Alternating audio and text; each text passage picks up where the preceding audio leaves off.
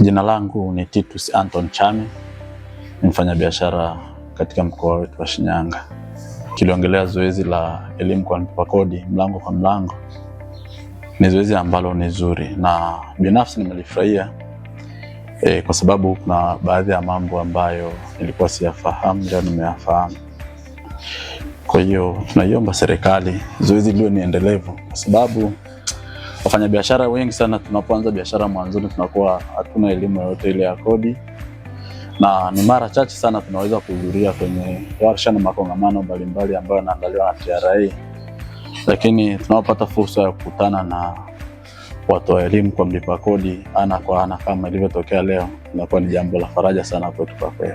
Wito wangu kwa wafanyabiashara wenzangu ambao kwa namna moja au nyingine wanakwepa kulipa kodi au wanafanya biashara bila kujisajili, ni vizuri sana kusajili biashara na kuzirasimisha, kwa sababu kodi ni kwa maendeleo yetu sote.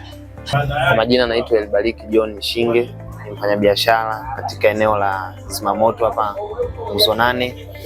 Tunafurahi sana leo kutembelewa na maafisa wa TRA kutupatia elimu juu ya biashara na kuweza kulipa kodi.